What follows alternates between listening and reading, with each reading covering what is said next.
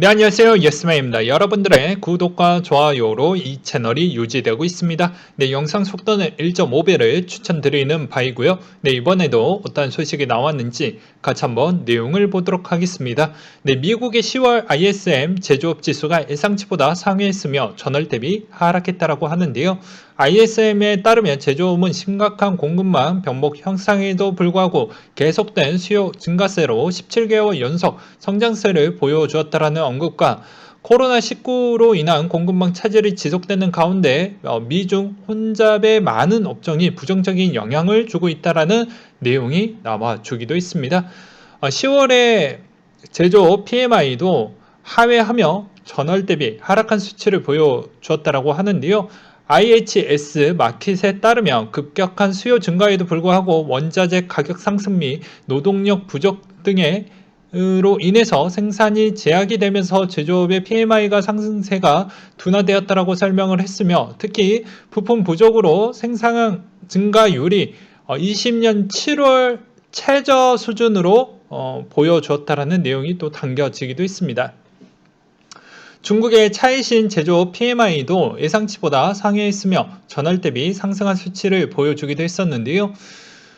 IHS 마켓에 따르면 전월 대비 PMI가 상승했음에도 불구하고 중국의 중서부 지역에서 코로나19 재확산에 나타나는 가운데 원자재 가격 급등과 전력난의 영향이 또 같이 맞물려지면서 상당한 제약을 주고 있어서 차후에 어떠한 또 악재가 많이 나올지 좀 우려한다라는 내용이 또 담겨져 있습니다.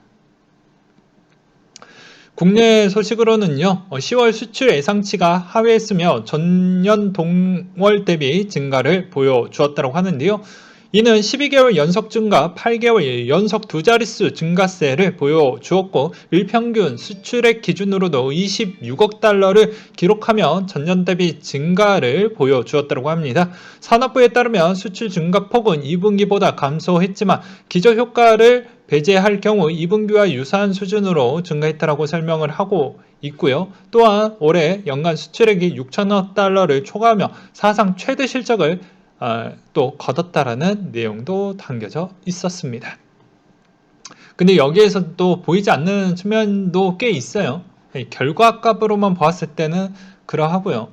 15대 품목 반도체가 28.8, 그리고 석유화학이 68.5, 철강이 48.6% 등 13개 품목이 견조한 증가세를 보여주었으며 중국이 24.9, 미국이 22%, EU가 19%, 아세안이 29% 등의 9대 지역에서 수출 또한 모두 증가했다라는 발표. 그러니까 즉 이 말은 골고루 수출이 좀 잘 분포가 됐고 그만큼 어떻게 보면 코로나에 잘 방어를 했던 결과값이라고도 또 볼 수가 있는 대목이라고 보시면 될 것 같습니다. 그 다음으로 달러 인덱스 추이는 93.88을 기록을 했다라고 하는데요. 11월 미 FOMC 회의를 앞두고 테이퍼링 정책 실시가 가시화되고 있으나 영국, 캐나다 등 주요 중앙은행들이 상대적으로 매파적인 행보를 보이고 있다는 점이 달러화 하락 요인으로 작용을 했다는 점과 금 가격의 추이를 보게 되면 온수당 1795달러 선에 마감을 보여주었다고 합니다. 미 FOMC 회의를 앞두고 공급망 차질 등의 인플레이션 장기화 우려의 영향이라고 되어져 있고요. 유가 추이를 보게 되면 배럴당 84달러 선에 마감을 보여주었다고 하는데요. 오펙의 산유국들이 유럽 전력난과 인도 등의 원유 수입국들의 생산량 증가 요청에도 기존의 증상 규모를 유지할 것이라는 전망이 나오면서 상승 마감을 보여주었다라는 내용과 여기에서 덧붙여서 미국에 대한 추가 소식 제가 언급을 해드리도록 하겠습니다. 미국 같은 경우에는 조만간에 백신 부분에서 이제 의무화 정책을 진행을 할 거라고 합니다. 그게 이제 조건이 100인 이상 사업장 같은 경우에는 의무화 조건으로 해서 무조건 백신을 맞아야 됩니다라고 하고 있어요. 그러하고요. 여기에서 이제 추가적인 인센티브를 주어야 되겠죠. 그래야지 분명히 싫지만 어쩔 수 없이 맞을 수 있을 만한 출구 전략을 만들어 주어야 되니까요. 그래서 유급 휴가를 일단 주겠다라는 게 하나랑 두 번째로는 여기에서도 만약에 만약에 내가 이 주사를 맞고 나서도 몸이 너무 안 좋아지고 이게 급격하게 장기간 동안 이걸 치료를 받아야 된다고 하면 이게 유급이랍니다. 무급도 아닌 유급을 장기적으로 병가를 낼 수 있게끔 한다라고 하는데, 글쎄요, 이 전략을 하는 배경은 저는 그래요. 다 이해를 합니다. 왜냐면 빨리 이 질병과 선을 딱 띄어내고 싶다라는 게 그런 형태라고 볼 수가 있겠죠. 왜냐면 체력도 안 좋고, 그리고 또 금융적인 정책으로도 쓸 수 있는 그런 부분이 여지가 별로 안 좋기 때문입니다. 달러한테도 별로 좋지가 않기 때문이죠. 그러다 보니까 오히려 이걸 빨리 하려고 하는데, 이것도 이제 순수한 영향과 반대적인 영향이 같이 걸린다라고 보시면 돼요. 그래서 양방향 다 봐야 된다라고 제가 설명을 드렸죠. 이걸 하게 되면 분명히 미국에서는 아주 드라마틱한 백신 효과로 인해서 엄청나게 좀 많이 확 줄어드는 효과가 분명히 보여질 것입니다. 그리고 내년부터는 영유아, 초등학생까지 부분에 있어서 곧바로 백신을 적용을 시킬 그런 준비를 지금 하고 있어요. 늦어도 봄 때까지는 분명 FDA에서 거의 통과될 것으로 보여집니다. 그래서 아마 거의 전 국민 대상에 대한 접종률이 상당히 높아짐으로써 크게 사망률 추이를 좀 낮추려고 하는 부분이 좀 있다. 그리고 아쉬운 점이 무엇이냐면, 이걸 강제성으로 하게 되면 여기에서 나왔던 인플레 부분을 잡지를 못합니다. 왜 그럴까요? 이제 어디 주의 소방관들이 대부분 많은 파업을 하고 오히려 보이콧하고 이제 병가를 많이 냈다라고 합니다. 뭐 이뿐만 아니죠. 나머지 쪽도 거의 다 비슷하게 움직이려고 하는 사람들도 있습니다. 맞기 싫어하는 사람이죠. 예, 그런데 자율성을 많이 주지 못했다라는 게 좀 그렇죠. 예, 왜냐면 생명은 소중한 건데 이걸 이제 국가적 관점으로 볼 것이냐, 개인적 관점으로 볼 것이냐인데, 이제 정책은 국가적 관점으로 이제 막 눌러서 가겠다라는 것이죠. 예. 그래서 개인적 관점은 거의 보지 않는다라는 것과, 그리고 이걸로 인해서 인플레가 당연히 더욱더 가속화될 것으로 보여집니다.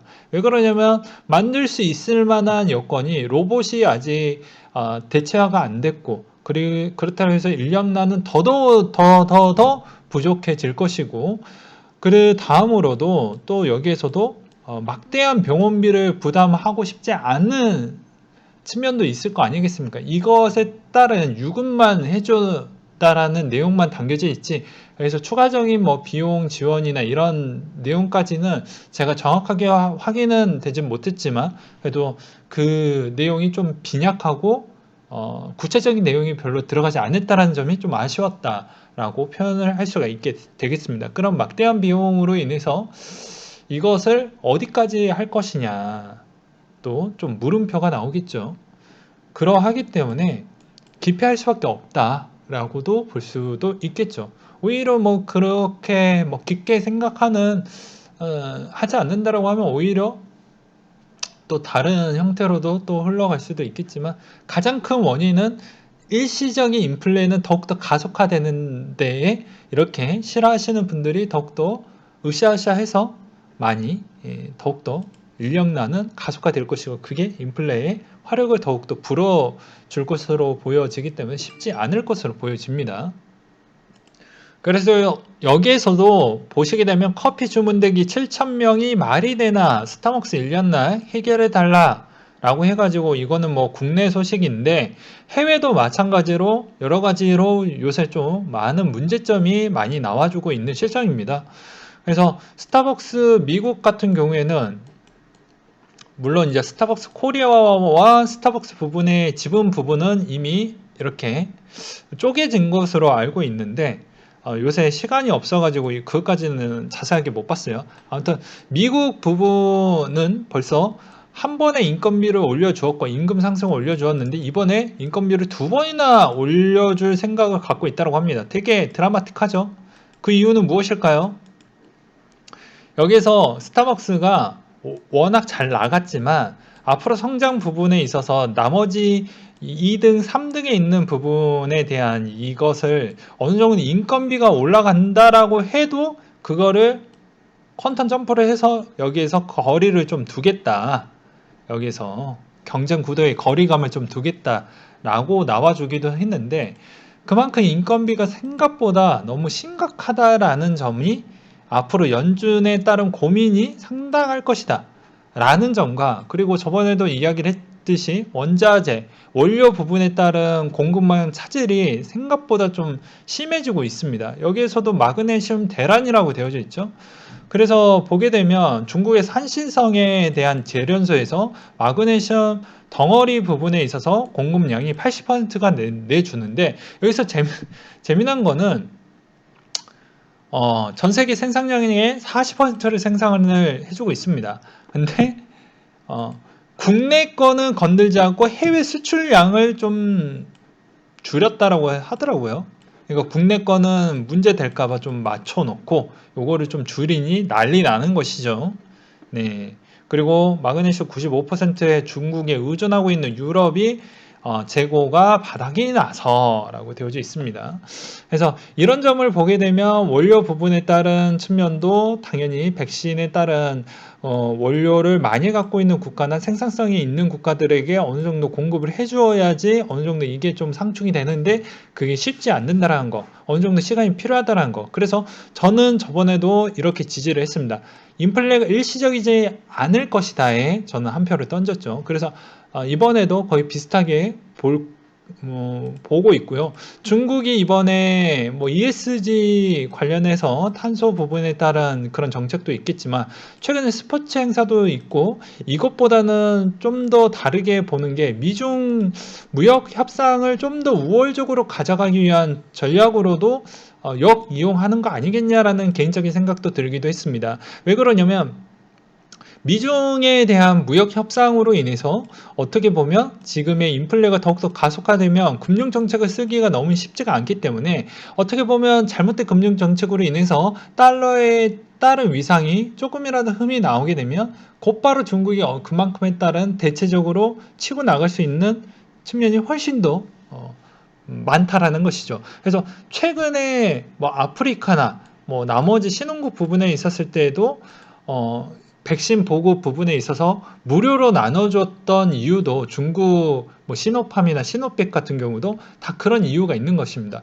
야 봐라 저기 미국은 저렇게 막 민주주의라고 이야기를 했지만 민주주의적이지 않고 오히려 자국의 우선주의를 먼저 챙기지 않았냐라는 그런 스탠스를 보여줌으로써 오히려 우리가 더 낫다라는 형태로 친화적으로 많은 뭐 지원과 자금적인 부분도 조금은 도와주는 형태로 좀 가고 있는데 최근에 이제 그런 형태가 어떻게 보면 국제정세상 야 그렇게 나쁜 친구는 아닌 것 같은데 라는 이제 분위기가 좀 고조화가 되면 좀 입지가 또 흔들릴 수도 있고요. 그리고 또 다른 측면은 생산성을 제일 많이 갖고 있는 이 중국이라는 나라가 어느 정도 ESG라는 그 무거운 이 탄소의 이 무거운 어떻게 보면 따라가줘야 하는 이 정책이 야 니들이 원했던 거니까 나는 이대로 지금 진행을 하고 있어 라고 이야기를 하니 야 아니 그게 아니고 2050년도 때까지 또는 2030년도 때까지 그 목표치는 그냥 목표치일 뿐이다 라는 그 이야기를 좀 듣고 싶어 하나 봅니다. 아무래도 그래서 더욱더 가격하게 하려고 하는 거 아니냐. 그래서 내수 부분에 따른 빵꾸는 최소화 시키려고 하고 수출 부분에 있었을 때는 야 좀 많이 그렇게 좀 해 라고 이야기를 하지 않았나 라고 생각도 들기도 했습니다. 그래서 이 부분은 저의 좀 개인적인 생각이 많이 들어갔다라고 보시면 될 것 같고요. 좀 내용이 길어졌네요. 벌어서 설명을 하다 보니까 그래서 무역 정쟁 부분에 있었을 때도 이거를 역으로 이용을 해서 인플레가 좀 더 가중이 되면 미국이 쓸 수 있는 카드가 생각보다 어렵고 저도 그게 판단하기가 매우 어렵기 때문에 여러분들도 아마 더 어렵지 않을까 싶습니다. 그래서 그 시점 금리를 언제 올릴 것이냐 가 상당히 중요하겠죠. 그래서 최근에 아까 보여드렸다시피 22 총재 같은 경우에도 인플레에 아마 진 것 같습니다. 그래서 최근에 이제 금리를 만지작 하려고 막 움직이고 있죠. 그래서 그런 걸 보게 되면 좀 코인적 관점에 영향을 좀 미칠 수 있는 큰 부분이다 라고 좀 설명을 드리고 싶었고요. 팬케이크 수합이 1억 달러 상당의 케이크 소각을 진행한다라는 점과 마이크로스트래티지 CEO가 비트코인 영원히 상승한다라고 이야기를 영업적으로 해주고 있다라는 점과 그리고 캐나다 채굴업체 비트팜이 10월 역대 최고 해시레이트를 기록을 해주었다라고 합니다. 애널리스트는 이더의 가치가 저평가됐다라고 해서 총 5가지로 나열을 해 주었는데요. 레딧의 NFT 플랫폼 출시 가능성과 틱톡의 NFT 컬렉션을 출시를 한다는 것과 페이스북의 NFT 활용 가능성이 나와줌으로써 이더리움 역할이 더 많이 커졌다라는 점을 좀 더 강조를 했고요. 이더리움의 기반에 이더 출시 가능성도 좀 있다라는 것과 기관 투자자들의 관심과 중앙화 거래소의 이더 보유량이 지속 감소하는 추세, 그리고 런던 하드포크 이후 소각 메커니즘을 도입을 함으로써 상당히 가격이 저평가됐다라고 보고 있습니다. 클레이만과 크레이크라이트 110만 비트코인 소유권의 민산 재판이 마이애미 법원에서 시작을 했다라는 점이 좀 눈에 들어왔고요. 이번 민사재판 법원이 선정한 10명 배심원단이 3주간 원고와 피고의 주장을 듣고 의견을 제출할 거라는 내용도 같이 들어가져 있습니다. 그러니까 결국에는 3주 뒤에 정도의 또 내용이 갱신돼서 나오겠죠. 그 다음으로 민주당이 가상자산 과세 유예 검토, 개념 정립도 부족한 상태이다 라고 이야기를 하고 있는데요. 제가 이때까지 들었을 때 내용이 저는 정치적인 색깔은 없습니다. 그냥 그대로 이야기를 하는 거예요. 검토만 지금 몇 번째를 하는 건지 모르겠으면 제가 맨날 뉴스를 다뤄보았는데 검토만 벌써 몇십 번째예요. 제가 뉴스 보도만 본 게 우라통이 터집니다. 아유, 아무튼 그러하고요. 배우의 임원희 씨가 NFT 플랫폼의 마이픽스와 국내 첫 연예인 NFT 아바타를 출시를 했다고 하는데요. 임원희 씨가 돈 냄새를 좀 잘 맡는 것 같고요. 그 다음에 호주 40세 이하 부유한 기업이 87명 중 7명이 암호화폐 창업자라고 합니다. 그리고 기재부 차관이 메타버스 블록체인에 2조 6천억 원을 투입을 하겠다라고 나왔는데요. 이름도 좀 새롭네요. 2억 원. 기재부 차관. 2억 원씨라고 합니다. 예. 여기에서도 메타버스 블록체인 클라우드 지능형 로봇 6개 핵심 분야를 2025년도 때까지 해서 재정 투자로 2조 6천억 원을 투자를 할 거라고 되어져 있네요. 그리고 에이다 원래 수가 200만 개를 돌파했다라는 점과 그리고 사우디 브리티시티 뱅크가 리플 기반의 국경 간 달러 결제 서비스를 했다라고 합니다. 그 다음으로 이제 중요한 내용인데요. SEC 탈중앙화 코인 2개만 인정을 했고 리플 테라는 없었다 라고 해서 닉네임 양성님께서 올려주셨던 내용인데요. 자, 미국 대통령 직속 워킹그룹 스테이블 코인 보고서가 나왔다. 미국 정책 당국이 스테이블 코인 디파이 암호화폐 어떻게 생각하고 있는지 축약해서 보여주는 문건이었는데 이 보고서의 한 문장을 요약해서 보게 되면 탈중앙화 암호화폐 아닌 디지털 자산, 증권, 상품, 파생 중에 하나이고 주 감독 당국의 규제를 받게 된다. 업계 플러스 학계 플러스 로비 단체가 보고서 맨 뒤에 참여자 명단으로 나오게 되는데요. 코인베이스, 테더, 서클 등등이 참여를 했다라는 내용이 좀 있었습니다. 보게 되면 블록파이, 서클, 코인베이스, 코인센터 뭐 이렇게 있죠. 네. 자, 여기에서 이름을 올린 업체는 눈여겨볼 필요성이 있거니와 26페이지짜리 보고서에 그래프가 2개가 나오게 되는데 스테이블코인 시장 규모의 락업된 코인 비율인데요. 테더 USD 코인, 다이, 그리고 바이낸스 USD, 트루 USD, 팍스 달러, 제미니 달러 등인데 여기에서 보게 되면 테라에 따른 언급은 1도 없었다. 그래서 증권거래위원회 SEC는 테라 공동대표에게 소환장을 발부를 했습니다. 라고 되어 있어요. 그래서 해당 그래프 이렇게 또 보시면 이때부터 스테이블 코인의 규모가 어마어마하게 늘어났다는 걸 알 수가 있게 되겠죠. 그래서 보게 되면 디파이 리스크 11가지를 열거를 했다라고 하는데, 보고서는 디파이 탈중화가 이념으로 하지만 몇몇의 경우 집중된 운영, 소수 개발자가 주도하는 서비스라고 비판을 하고 있으며, 규제 타깃이 여기에 맞춰질 것을 예고하고 있다. 디파이 리스크는 11가지로 조목조목 열거하기도 했었는데, 스테이블 코인이 자동 시장 조성에 쓰인다라는 언급을 했고, 규제 당국이 보기에는 약간은 좀 불편을 했다. 왜 그러냐면 이게 제어가 안 될까봐. 자동으로 이렇게 돌아가는 프로그래밍이 있어서 약간의 경기가 좀 안 좋을 때 제어할 수 있는 부분이 좀 안 되면 좀 어렵지 않겠냐. 그리고 해킹에 따른 부분도 좀 없지 않아 있겠고, 다른 원인도 있겠죠.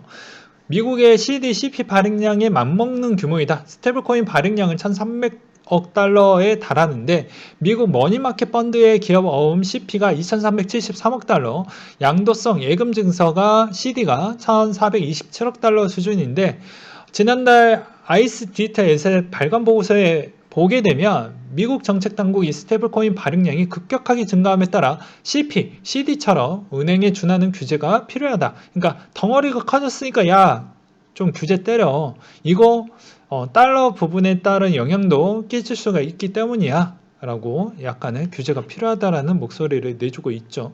그래서 3대 스테이블코인 발행량이 1,135억 달러라고 되어져 있죠. 그래서 대략 한국 돈으로 한 140조 원 정도를 잡으시면 될 것 같습니다. 그리고 MMF가 50조가 되고, CD가 1427억 달러, CP가 2373억 달러 정도가 된다라고 되어져 있네요.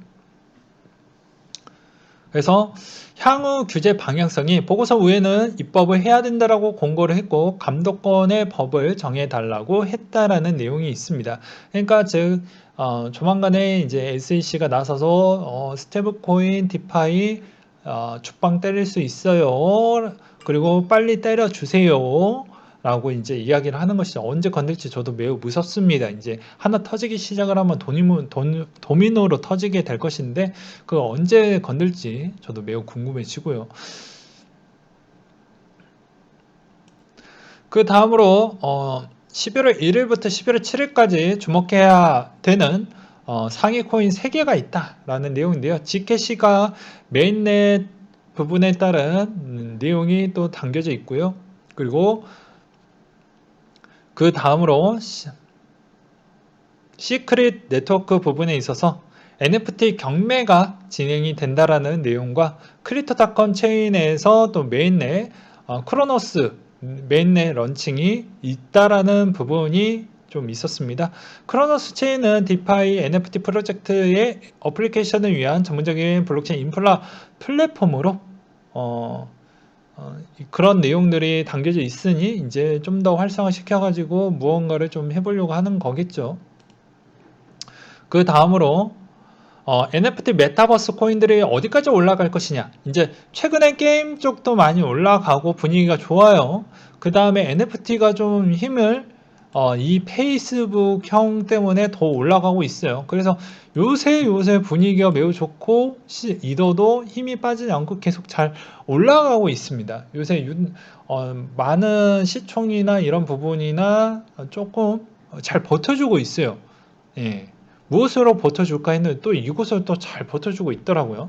그렇지만 여러분들은 잊지 말아야 되는 게 11월 중순에 있는 현물 ETF 부분이 어떻게 될 것인지도 잘 보셔야 된다라는 점을 다시 한번 각인을 시켜드리는 부분이고, 3월 달에 펌핑률이 대략 최소 300%에서 최대 900%대까지 나와주었던 부분이 좀 있었네요. 근데 이제 페이스북이 메타로 이름 바꾸면서 메타버스에 거의 올인하듯이 보여지다 보니까 이 메타라는 부분에 있어서 이제 여기에서 쓰려고 하는 코인은 당연히 뭐 우리가 지금 이 세계관에서 쓰는 그런 지폐가 아니죠.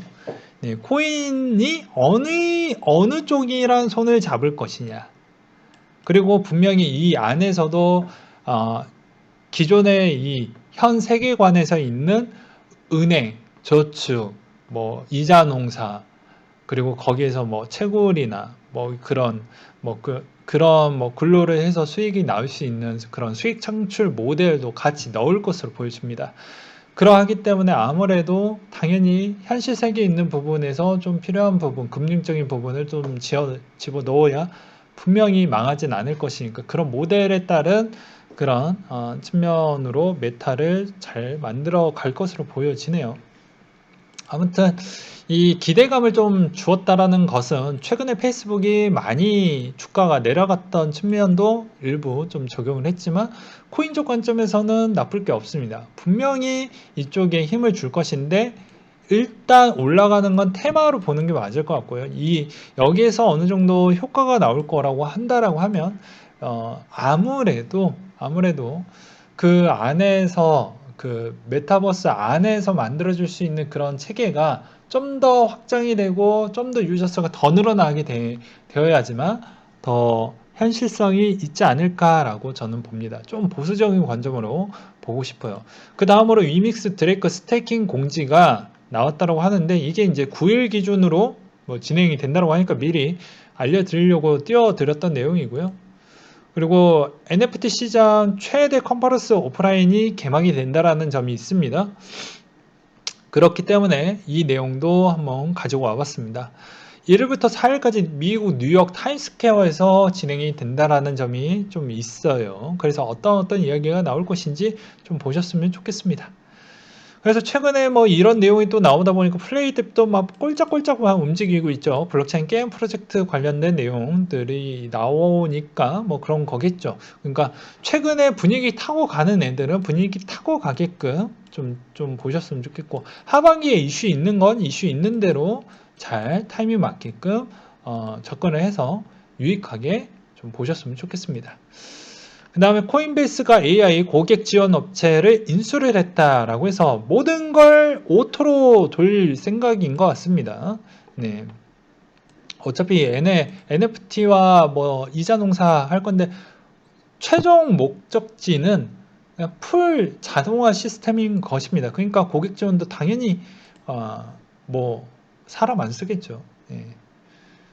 그리고 뭐 말 나온 김에 잠깐 또 이야기를 한다면 이게 인건비가 올라가서 지금의 몇십 년 전에는 이렇게 파격적으로 올라가는 그런 정도가 아니랍니다.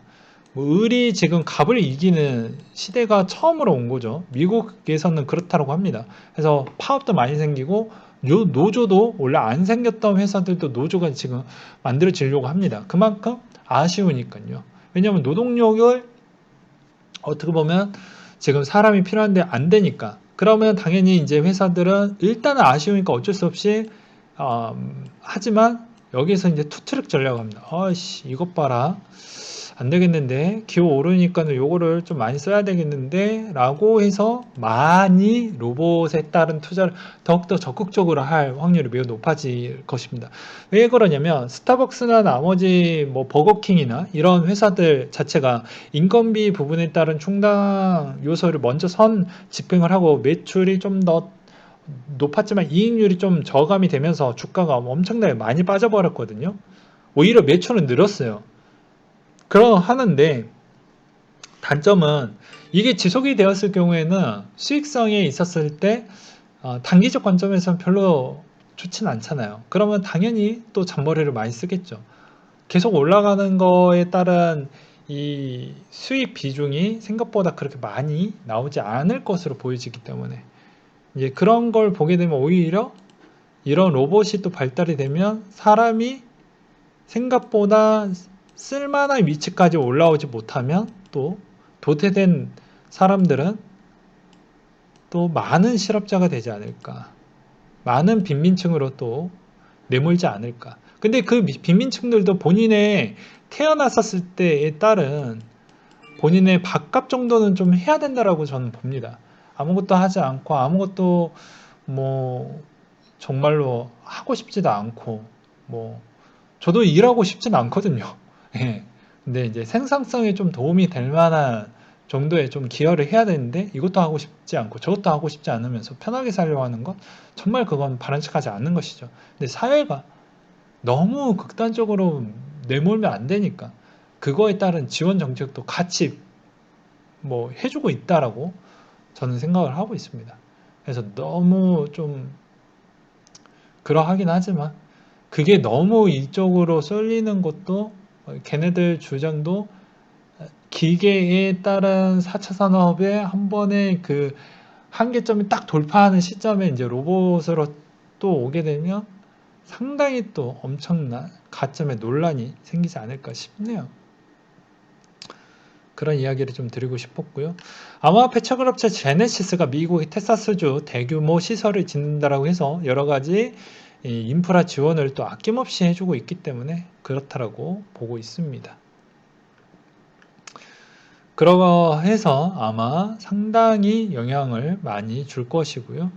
이제 막 짓기 때문에 당장 효과를 주기에는 좀 어렵다. 그렇지만 차후에 몇 개월 뒤 정도나 또 못해도 1년 정도 뒤 정도는 충분히 효과를 줄 것으로 보여지기 때문에 괜찮다라고 저는 보고 있습니다.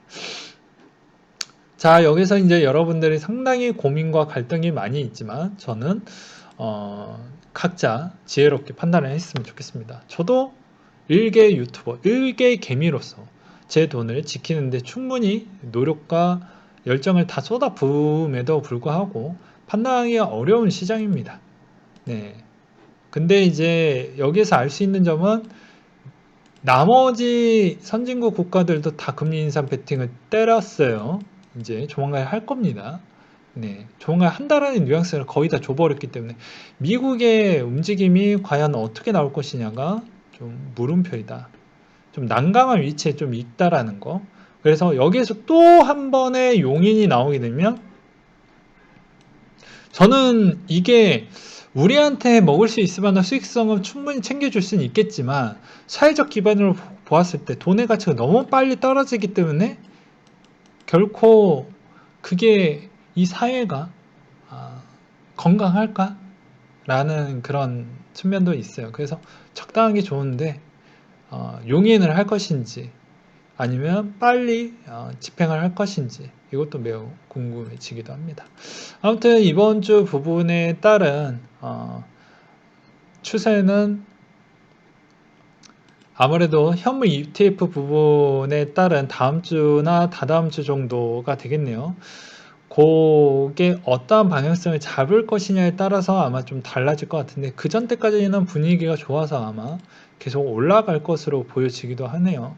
그래서 충분히 수익을 챙기셨으면 좋겠고 알트 부분도 분명히 좋은 기회를 한 번은 주지 않을까 싶은데 이게 또 여기에 이 테이퍼링도 있고 내년에 금리를 한 번도 아닌 여러 번 올릴 수도 있어요. 가능성이.